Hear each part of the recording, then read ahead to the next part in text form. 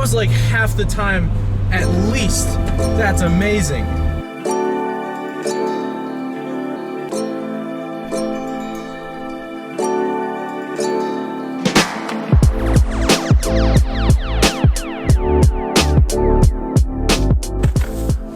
Well guys, as you can see, we woke up to a rather snowy Boulder, Colorado this morning, and I am wiping off our little Suzuki Samurai. So, you have to know that that means one thing. It's time to do a snow test with the Samurai. In this video, we're gonna do some acceleration testing in both two-wheel drive and four-wheel drive, and we're gonna see how well it stops from 30 to 0 miles per hour. And of course, we're gonna talk about exactly how it is that this Suzuki Samurai drives in the snow.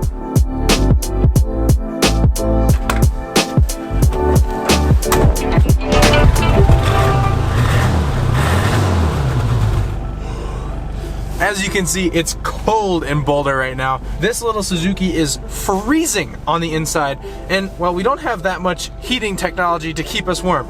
No heated seats, nothing fancy like that, but we do have a working heater. So I've got it set to hot, I've got it set to blow straight at our faces, and hopefully it warms up soon because I'm so cold right now. Okay, let's head out to the reservoir here. That's weird. Dude, check out the dashboard. Is the parking brake still on? What the heck? Okay, our parking brake is definitely on. Do you think it's frozen? No brakes. Yeah, we should be rolling back a lot. We're not rolling back at all. Okay, time to unfreeze the brakes. It's so cold outside.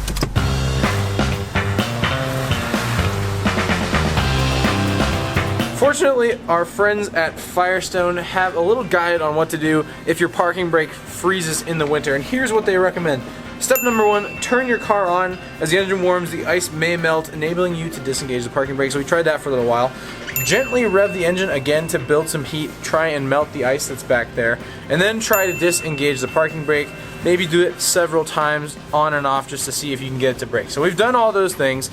It's still not melted. We've pulled it inside because it's warm in here, and now what we're gonna do is we're gonna head to Safeway and we're gonna grab like a hairdryer, just a little heat gun, something that we can apply heat directly to the brakes, try and melt the brakes, and then go out and do our testing. All they had was pink, so here we go. Ooh, it works.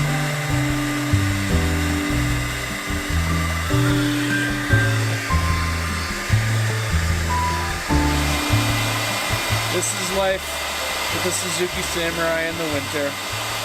On your hands and knees, blowing a brake cable with a pink hairdryer. Okay, moment of truth. We've been blasting with heat for a while. Huh. Hey! Winner! Alright, let's go test in the snow.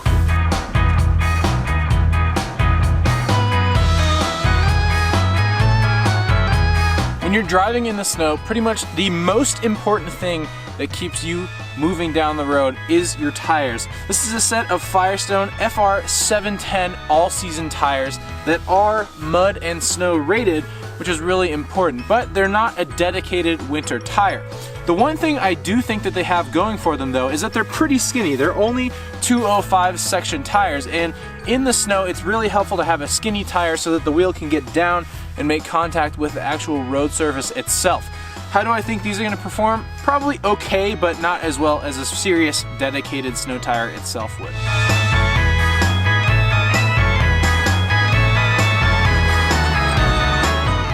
Okay, so the little power plant in this Suzuki Samurai, as a lot of you guys already know, is a 1.3 liter naturally aspirated 4-cylinder that, when it was new, made 63 horsepower and 76 pound-feet of torque. And then it sends that power to either the back two wheels or all four wheels through a 5-speed manual transmission. But there's a couple caveats here, right? Of course, this is from '87, which means it's very old, and I'm sure it has lost a few of those ponies over the years. Plus, we're at a mile above sea level, so realistically, we're probably making less than 50 horsepower, and even less than that to the wheels themselves. But let's talk a little bit about how this four-wheel drive system works.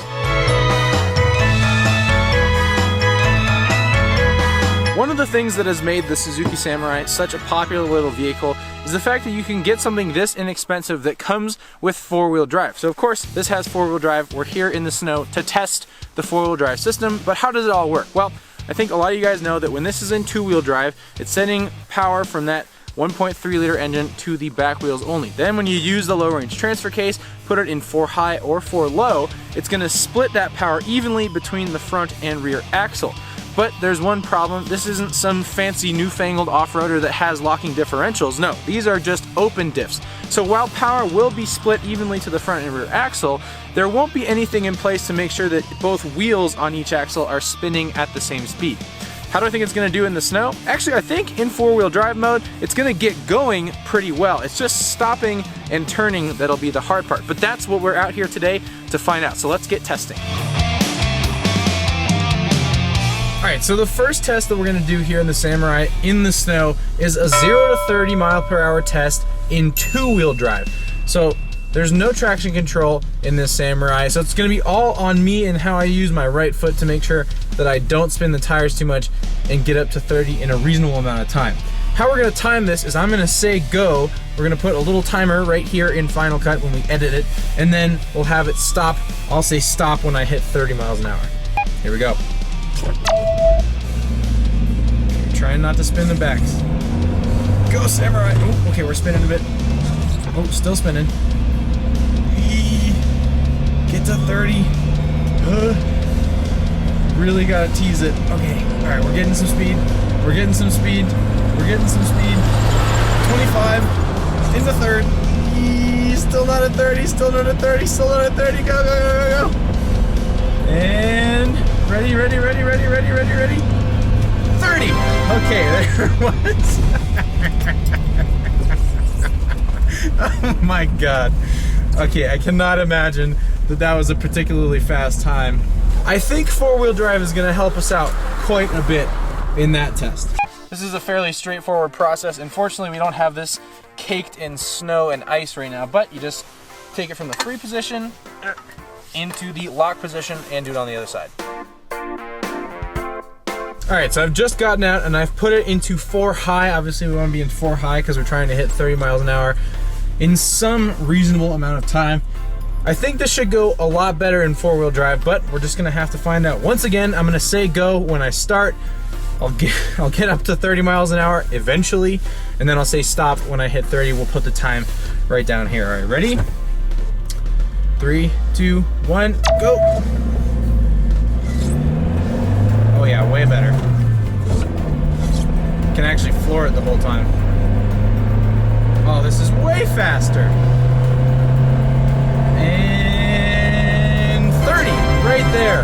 Wow, that was like half the time at least. That's amazing. Yeah, okay, so pretty much how we predicted, huh? Four-wheel drive is gonna be a lot faster than two-wheel drive, especially in this slippery stuff right here.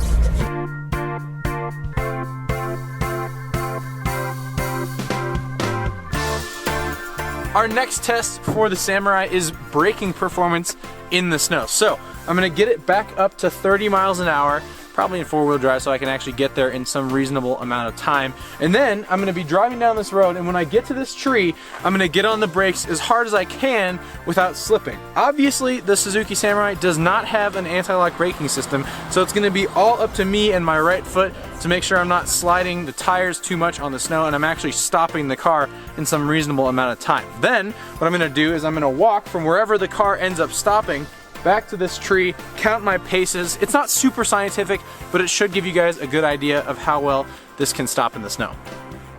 Or not. Or not. Or not stop. It might not stop.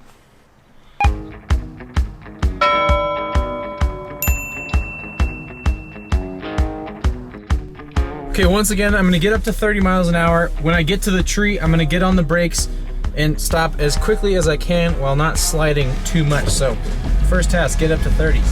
I gave myself a little bit of a hill here to help out. As we saw already, getting this thing to 30 miles an hour is half the battle. Okay, we're at 30, nice and pin at 30. I'm gonna try not to crash, and there's the tree. We're sliding, we're sliding, we're sliding. Oop, still sliding. Okay, pumping the brakes, pumping the brakes, pumping the brakes. Oh, oh, oh. And we're stopped. Okay, now I'm gonna get out, step count how many steps that was, and we'll figure out how long it took to stop. That was not good. All right, here is the front of the Samurai. I will count using my feet since we don't have any fancy schmancy long measuring tapes or anything like that. My feet are about a foot long.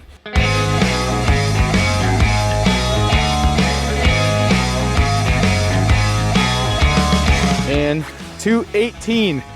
There's the tree. Here's my last feet. 218 feet? Are you kidding me? From 30 miles an hour. That is really bad braking distance and good reason for why you guys should always drive safe in the snow. And I recommend you always put on snow tires. We have all seasons. We should get some snows on the Samurai if we actually want to stop in any reasonable amount of time. Four-wheel drive helps you get going. It does not help you stop. I'd say the one big downside to the Suzuki in the snow has to be its short wheelbase, because when you have a vehicle with such a short wheelbase, you're really prone to snap oversteer. And what snap oversteer is, well, you turn in and then the car loses traction in the back end swings around, it snaps out on you, and you're spinning possibly into a tree. This is a really short car. And what that means is that when you do get into oversteer, it's really easy to lose control. And for a snow car, it's not really ideal. But on the whole, it does perform pretty well in the snow. I'm pretty pleased, despite not having snow tires. We really need to get snow tires on this thing. This is maybe more dangerous than it should be. Well, I think we've learned quite a bit about our friend, the Suzuki Samurai, in the snow. The first thing we learned is that two-wheel drive is way worse than four-wheel drive in terms of acceleration when there's no traction or very low traction. I mean, you guys can see it literally took me like twice as long to get up to 30 miles an hour in two-wheel drive versus four-wheel drive. The next thing we learned is that braking when it's super slippery outside, if you don't have snow tires on, gets quite difficult. 218 of my feet from 30 miles an hour to 0 miles an hour is quite alarming. I mean, imagine if you were going 60 on the highway, how long that would take.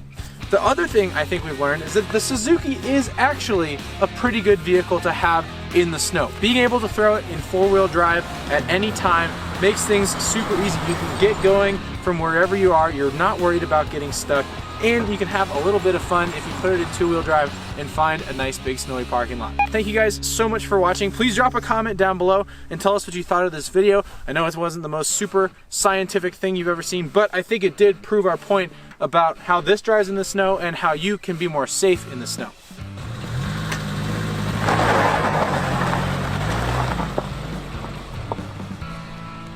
I don't think that had quite the effect that I was looking for.